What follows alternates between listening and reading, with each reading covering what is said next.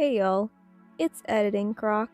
So I didn't make an intro for this video because when I was first filming everything, I thought I was going to put it into one big video. Turns out I had like 4 hours of footage at the end, so it's put into parts now. But that means I have to film intros after the fact, and it is currently April 4th, 2021, so it's been over a year since I started. Hope you guys enjoy. This video is where I make my Armsocks, the gloves that go over the Armsocks, and my purse. So yeah. So I have started the process of dyeing my tights for Cupid. I accidentally added too much dye into the pot, so I haven't really gotten through the gradient yet. I just added more water and took out some of the dye so that I can actually get that gradient effect. I have successfully dyed the tights. It is a decent gradient, but the issue is I messed up my Armsocks.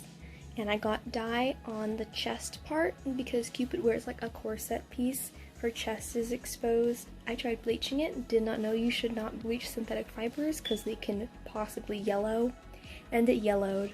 So Editing Croc again, I actually ended up not being able to use the Armsocks that were kind of yellow tinged because they look horrible. So I bought a new pair of tights and repeated the gradient process. That's all. I have finished making the Armsocks. You can see here. They're not too bad for my first pair of Armsocks ever. Poor lighting, but overall, this is how it is. I have gloves for her like fishnets on her hands that I need to attach some lace hearts to. I'm not going to be making toe socks. So I just finished sewing on this applique for her gloves. These are like netted gloves. You can see there, it's like netted, but it ends at her wrist. So I think they're gloves. Now to finish all of like my arm pieces and my hand pieces, I need to get fake nails for her Armsocks and paint them and glue them on. So I made and started painting my nails for the Armsocks. I'm using acrylic paint with clear nail polish because I don't have any nail polish in the correct color. So I just mixed some acrylic paint and I'm painting it on some fake plastic nails, and then I'm going to cover them with a clear top coat before gluing them onto my Armsocks. Just finished painting the nails.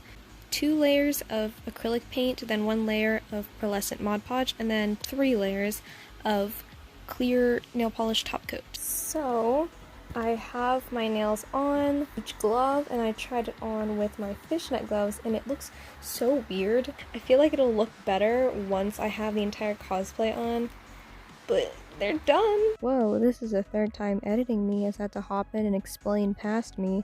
Anyways, the way I got my nails onto my Armsocks is I wore a surgical glove on my hand before putting the Armsock on, and then using super glue to glue the nails on with the Armsock on my hand. There are a lot of Armsock tutorial videos on YouTube that show this method too, and I'll link them in the description of this video so that you can actually see that in action. Here I'm making an aluminum foil mold so I can sculpt with foam clay a hollowed out heart for Cupid's purse. Here's the rough tinfoil heart. Obviously when I cover it with foam clay, it's not gonna be just like this. This is just the insert. I'll shape it more with foam clay on top of it and make it look better. I sculpted the purse in halves, and for each half I would use large clumps of foam clay to cover the surface of a half and slowly smooth it out using my palm and some water. And when I couldn't smooth it out anymore with my palm, I would mix the foam clay into a paste with water and fill in all the divots I'd made until I felt it was smooth enough for minimal sanding.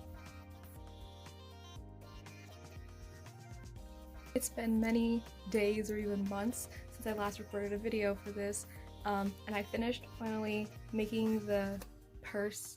It's completely sculpted and sanded, so it's like smooth relatively. And now that it's completely dry and sanded, I started tracing and cutting a line through the middle so I can take apart the foam around the aluminum foil mold. So this is what it looks like when you remove the inside. The inner piece of tin foil I already removed, but you can see it's like stuck to it, so this is, you just carefully peel it off. Anywhere where it's super thin, I will be going back in with more clay to make it thicker, or any place where I accidentally rip it, I will be going back with more clay to fix that. I just finished taking out the tin foil, and you can see here that it's not all out because some of it is like covered and buried by the foam clay, which is fine. You just want to get the majority of it out so that you have a space inside the purse, because I might actually put stuff in it. You don't have to because it's not like the greatest purse, but you can probably put like a couple of makeup brushes or like your extra mini palette or something for a con day. If you hold it up and you can see a lot of light coming through, or it looks like it's, you know, about to break or very thin, I would go back in on the inside and put foam clay there to help stabilize it. Make sure to strengthen up all the walls of your purse before moving on to the next step, which is trimming all the excess for the opening and shaping it up to be put back together. After reinforcing all of the thin walls, I used an X-Acto blade and scissors to slowly cut all of the ragged edges off of the opening of the purse and around all the places where the purse would be connected or glued together, and then I slowly sanded everything down so that it wasn't so sharp of an edge. To make sure I didn't sand too much or cut too much, I would place the halves together to make sure they would fit over and over again multiple times through this process, but once I made sure they fit, I further reinforced the walls that I cut with foam clay. After I cut it, I glued it back together with contact cement. You can see the yellow right there. I already started this half here, and so what I did was when I was contact cementing the two halves of the purse together, I also started contact cementing some bits and pieces of scrap foam along the edge, and I kind of chose pieces of scrap foam that were the thickness I wanted of the drips that go down her purse, so that when I sculpt over it, there's a little bit of structure that I can sculpt onto, and there's also some material so I don't have to use as much clay foam to make these little drips, because clay foam is more expensive than the little bits of scraps that I have left over that I can't use in other places. Also, so that I can reduce my waste of foam, I kind of just cut them. They're jagged and they're not like curved like the drips should be, because it doesn't matter too much, they're going to be covered, but if needed you can like just cut the little tops off and get them to be the shape you need and the shape that is better for you to form the clay foam over. But it's not hard, you just like put a chunk over top of it, surround it, and then kind of just sculpt it out with some water and your hands or maybe some tools you may have. And of course, anytime that you use clay foam and you sculpt with a lot of water or you water it down a lot, there's the risk of it cracking, as you can see here. You can see all this cracking here, but once it's dried, you can fill it in with another material or not watered down clay foam, or possibly even just like paint enough paint in the crack so that it covers. Sometimes I do that, but because this part is black, you don't have to worry about it too much. So that is the update on this. I've just started to mark where I'm going to be adding the handles, and also I cut the holes for one side of the handles already, and I've also made my handles. This is a craft foam. I think it's about 2 millimeters, and it's like the cheap one you can get at like a craft store. And I had some scrap pieces that were already pretty good size for handles, so I just cut them down and made them the size I want. I haven't heat sealed them with my heat gun yet, and I haven't made the little pieces on her purse, the little arrow bits. I don't know what that part of the arrow is called, like I guess the tail, the arrowhead and the tail. That's what I'm going to be doing now, but I'm starting off by doing it with a piece of paper, making a stencil of course, because I don't want to waste my craft foam.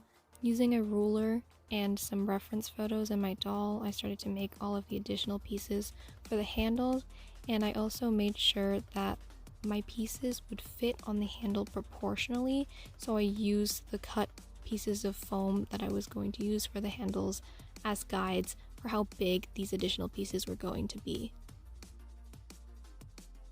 I oftentimes use reference photos and compare different components of the cosplay together to get a general scale of everything, so I did that for this process, but it's not required, you can just eyeball it.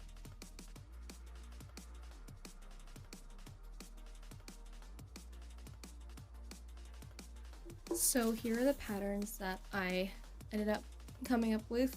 They work for what I like, and what I want to do, but you know, they're not 100% accurate to the style that is on the actual doll. But I wanted to make it more cutesy than it was on the doll. I'm now going to be getting my foam pieces here. I'm going to heat form it first so that it shrinks and then I don't have to do it later, and then I'm going to trace it on, cut it out, all the works. So I'm just heat forming all of my craft foam pieces and pressing them flat so that they don't curve in this process. I'm just doing this so that it seals all of the crevices and little holes inside the foam and preps them for painting once I get to that part.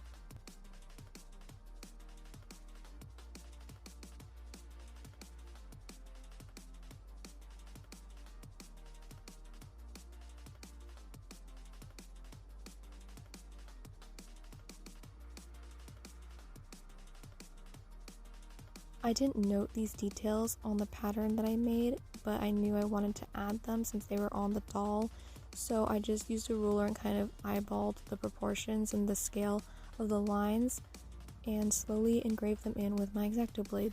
So now both of the arrow tails are scored with the markings. So for now I'm going to put these aside, and then I'm going to continue cutting the slits into here. Alright, so if you decide to follow this really bad video on how to make a Monster High Cupid cosplay and you decide to make this purse and you do the same thing as I do, when you cut these holes, you don't want to make them too big so that this is easy to slip out, because you might be actually putting things in this. At least that is what my intention was, is I'm going to be putting things in this purse like my phone.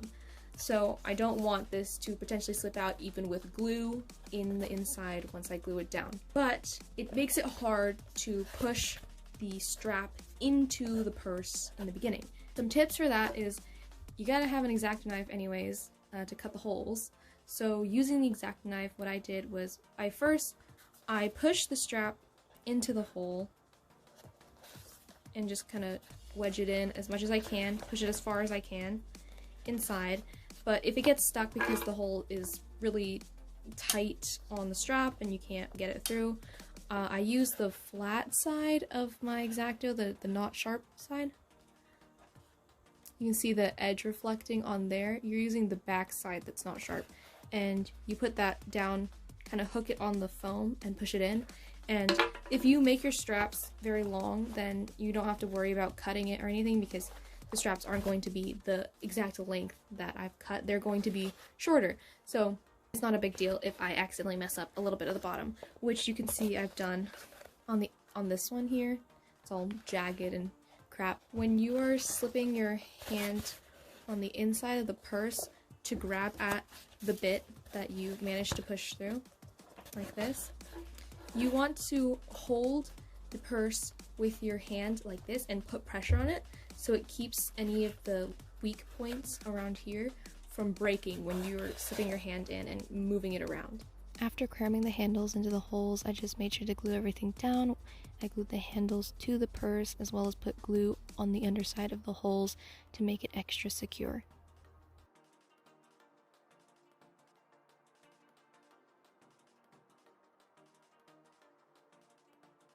After gluing that down, I started to prime everything that I wanted to paint with Mod Podge by painting it with multiple layers of Mod Podge so that it would seal in all the holes in the foam and make it easier to paint later on, as well as smooth out everything.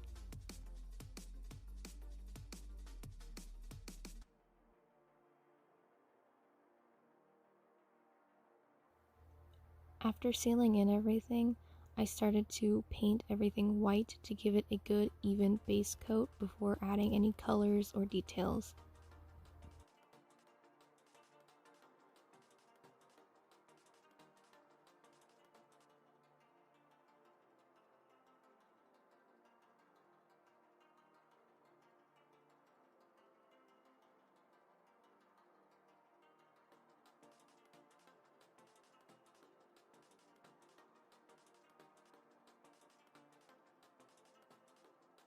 I painted the body of the purse a different color white.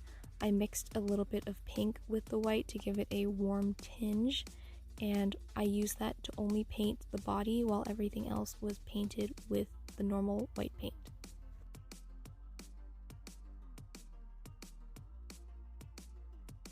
After getting a decent white base on everything, I started to paint all my pieces the different colors that I wanted them, specifically in this part, the pink pieces of the handle, and I already painted the handles on the purse, but I just forgot to film it, so this is just all the little additional details that I'm painting here.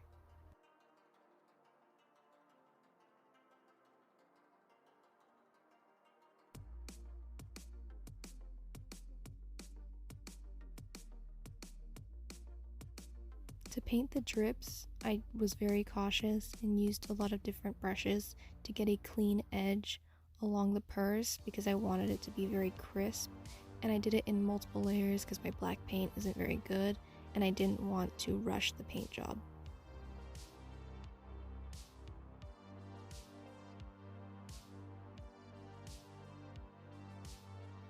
After painting the large sections of color on the purse, I moved on to sketching the pattern on the front and back of the heart, and to do this I used a pencil and a ruler, and I used the ruler to help me gauge the size of the pattern on the purse, as well as determine symmetry for all the details and get spacing correct on the little components of the pattern. But overall I mostly just eyeballed it and constantly kept open a reference image of the pattern and based my sketch off of that.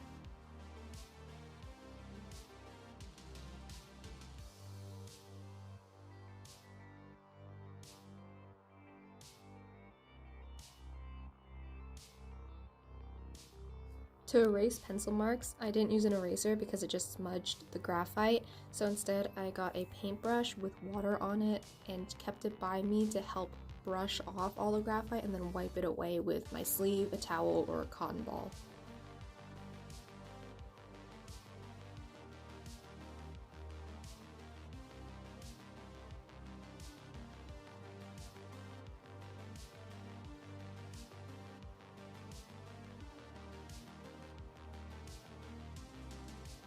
When sketching the purse, I made sure that any of my mistakes or lines that I didn't want to be shown later were erased properly before I started painting, because if you try to erase it after you paint, you run the risk of wiping the paint away or causing it to chip or peel, which causes more issues in the long run. And you can fix it, but I didn't want to deal with that.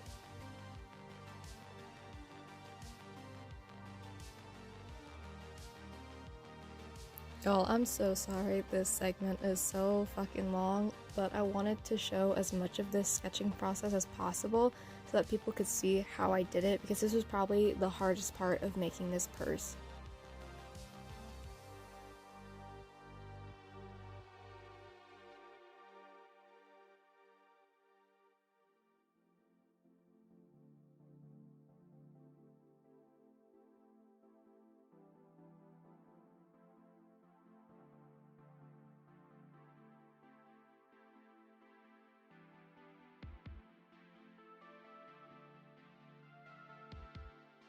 Back at it with weird camera angles, but I have finished sketching out all of the designs for the purse. Back, front. It's not, 100% accurate or anything, or even really great, but it works. It looks like the design on the doll. That's what counts. So now I'm going to be painting all of it. Now that I've finished sketching out everything, I started to paint all of the details color by color so that I could just make sure that all the colors I had to mix were the same shade. And I started off with the pink since it was the outline of the heart and it helped guide the spacing for everything if I needed to change it when painting. Mini update, like halfway through, not even halfway through, just like I don't know how far through painting, but it's not very far. This is as much as I've gotten done. Just that? One side? No back side, just this side. It's taken me 1 hour and 6 minutes. I'm so tired. I think I've actually taken longer than what I've written in my cosplanner app to make this cosplay, seeing how this took 1 hour, and I thought it was probably like 40 minutes. So that's making me rethink all of my life choices right now.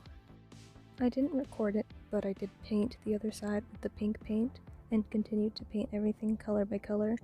But here I am doing all the black components of the pattern on one of the sides, and I just really took my time with this part because it had a lot of tiny details.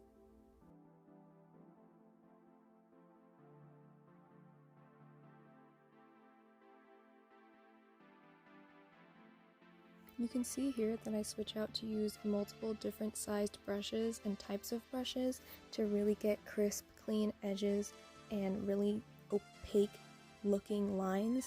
So I highly recommend that if that is available to you, but it's definitely not a necessity. I just am a little bit picky on how I like my things painted.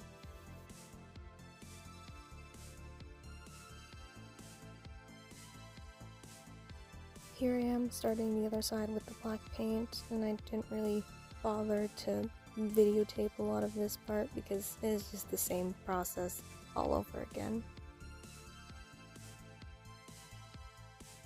After I finished all the black details, I moved on to the gray, and with the gray I used a bigger brush to really get clean lines with the swirls and also just to fill in the larger space since it wasn't as tiny as everything else. It just made everything go a lot faster. I finally finished painting all the details on the purse, and I didn't fully film all of it because I'm lazy. So here it is, the front and the back. All the pencil marks that were on there I also wiped off just using a wet cotton ball and then kind of just rubbing it all over the paint after it dried and sat for a couple hours at least so it would like stick. And then I also went over any like tough parts, I guess, where the cotton pad wouldn't get it off, and I just rubbed my finger across the purse to try to wipe it all off. So it's all done. It's dark out and raining, so I'm gonna wait till tomorrow when there's supposed to be sun to go outside and spray the entire purse, at least like the details or the purse body, with a clear coat of spray paint. Awkward angle once more. Yes, there's Peppa Pig over there, and yes, this room looks like an absolute mess. But here's the finished purse with it spray painted with the clear coating. It just looks extra shiny now, and it's also really hard, but it looks great to me. I think it is pretty good for what I could do, and it is functional as a small purse slash clutch-esque thing. Anyways, thank you for watching this video since this is an outro, and if you watched any of my other videos on the whole Cupid making process, thank you for watching those. All of it together is a lot of footage. I know these videos are long, but it encapsulates basically the entire process of making Cupid, so it was a lot of footage, and Cupid took me a lot of time in general, so that's why they're kind of extensive. But I wanted to really show the process of making this cosplay. So thank you for tuning in, whether it was this video or another video or all of the videos or some of the videos.